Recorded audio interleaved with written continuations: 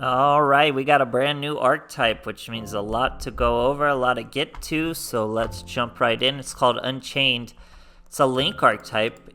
We're using Fiend Exchange because it's a Fiend deck and usually makes it so you can only special summon Fiends, so we go with it. They destroy themselves, or they get destroyed. That's pretty much the idea of this deck. That's why we're running something like Needle Sealing, because destroying our own monsters is actually pretty beneficial. As you'll see with our first twin, who's Aurora, you target a card you control.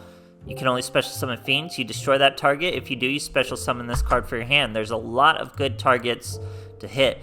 Firstly, any monster. Any monster that gets destroyed by anything other than its own effect will special summon from the deck. Very good. Except this one, I think, special summons from the graveyard. So not as good, but still really good. So that works with this guy really well. He's probably the better of the twins. But not only the monsters, you have all of the spell and trap cards. As you can see, if this set card is destroyed by a card effect, you special summon an Unchained monster from your deck. That's wild. All of these, even the traps. So obviously they all do something else as well.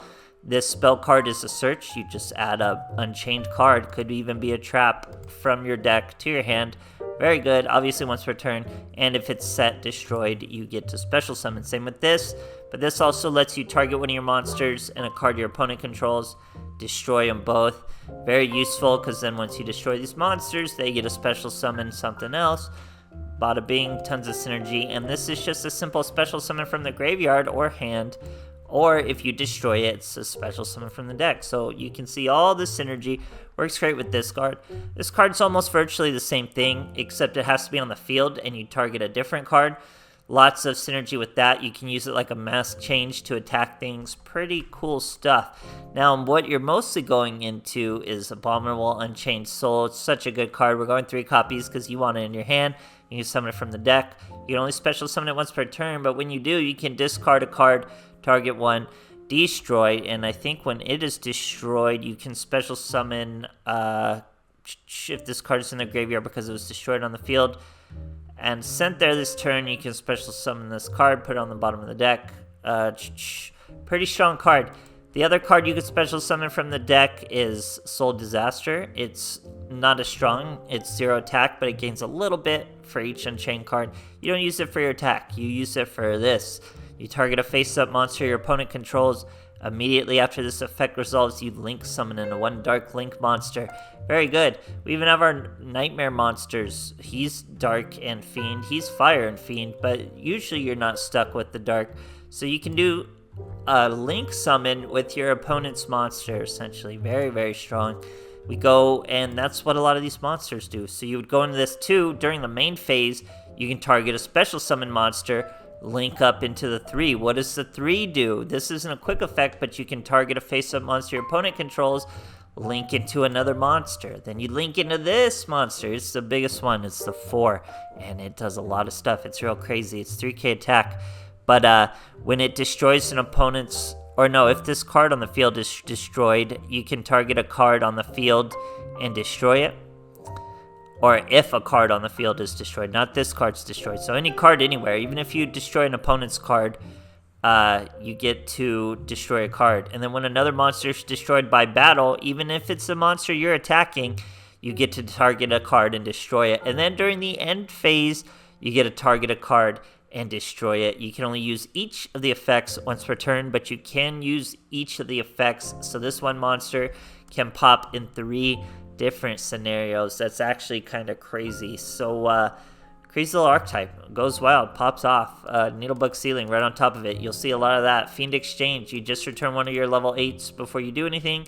Draw a card. It's mostly for when you draw this card. You just wanted one in your deck. So yeah, other than that, this is a lot to comprehend for sure, but I think I got some good replays and some good live duels to give you guys a clear idea of what this deck can really do. So hope you guys enjoy, and thanks for watching.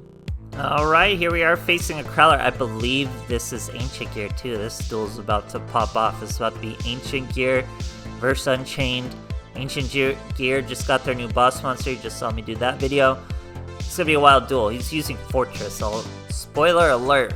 I face 3 fortresses this duel. Think about that. This is about to be a wild duel. So he's going to normal summon an Ancient Gear Golem. He does have a fortress. He's going to use that to bring out his poly. He's going to use that poly, use the Ancient Gear Golem for a howitzer.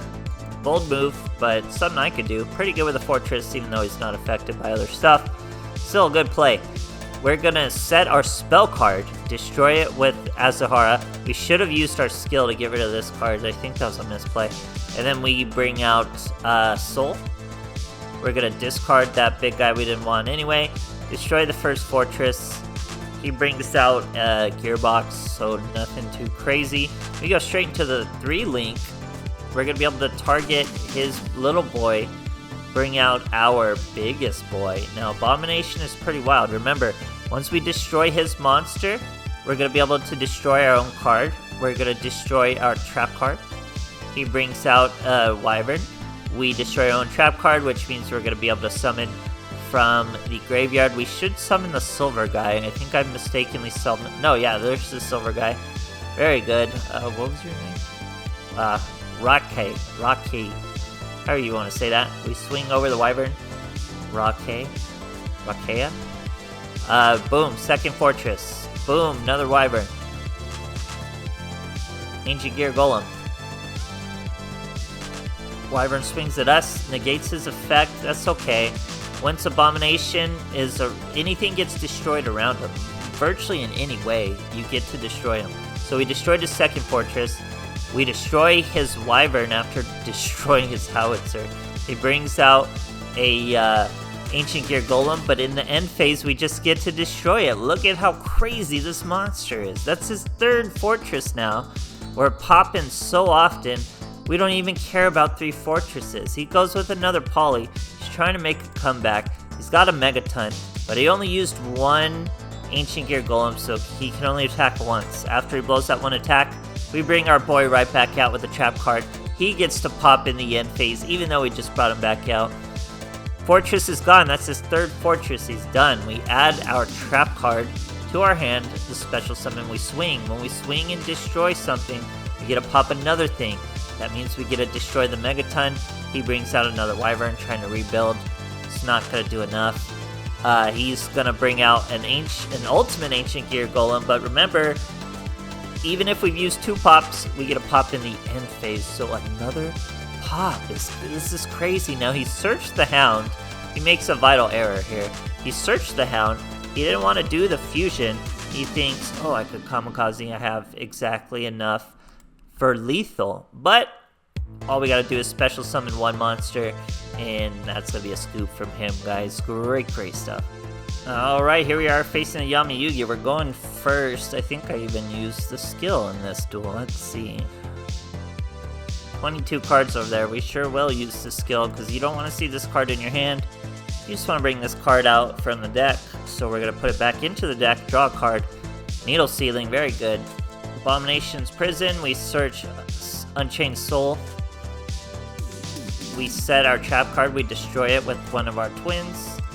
That brings out Unchained Soul from our hand and a monster from the deck. Very good. We're going to go with our Link monster, who can steal a special summon monster during his main phase to make another Link monster. This guy will be able to target and make a Link monster. Look at that, we're facing Bushins. They don't special summon very often, so we're going to try to steal him. But obviously he just threw away a turtle, so all we're really doing is burning through his turtle. Perfectly fine. We still have our Needle Sealing. All we need is 1 more monster on the field. He normal summons the Crane. We're going to destroy our 2 monsters. That's going to trigger effects for them both. I think our Link is only going to add to our hand, but our other boy is going to special summon from the graveyard. So we add him to the hand, special summon our biggest boy from the graveyard. All he can do is set a back row. We get another trap. That's a perfect target for our twin. Destroy the trap, special summon him. The trap will special summon from the graveyard. Even if he floodgates our boy, that does so little to stop us as we bring out another 3k, and we just swing for double 3k. Hard to fit hand traps into Bushins, even though I do it with Sphere Krabos most of the time. Great stuff, guys.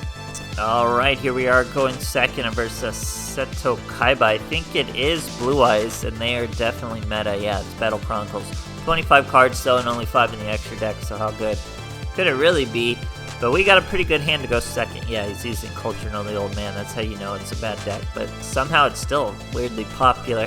So anyway, he's using the skill. He's got Successor Soul, but he summoned a Blackluster Soldier, so he would need the trap card to steal your monster and then get rid of it. But we top deck Unchained Soul. That's really good, because then we can destroy our trap card with Aurora, and then that brings out our Unchained Soul. Discard a card. Oh, we even brought this guy out. We destroy the Cauldron because this guy's going to be able to link summon with his monster. That card was because we destroyed the trap card of obviously the Unchained Soul summoned from our hand. We used this guy, Disaster, to steal his monster for this link monster, and that even gives us a turn to follow up. Obviously here we didn't need it as we had well over lethal. Even if he would have had a trap card, he would have had a hard time stopping that kind of field. So yeah, very competent deck, guys. It's probably gonna be tier listed. It's pretty strong. It's a lot to dig for. It's you could I was gonna say you could probably get away free to play, but you at least need the ultra rares. And granted, the ultra rares are easier to get than the super rares in a mini box. It's just how mini boxes work. Think of the super rares in a mini box as the real ultra rares. So the ultra rares are much easier to get. And if you do get 3 of the ultra rares, you could work around with some free to play options of this deck. But other than that, you want to get real lucky and get a bunch of these cards. Then you can start popping off. Thankfully, most of the boss monsters are rare, so it's easy to get by. But regardless, hope you guys enjoyed, and thanks for watching.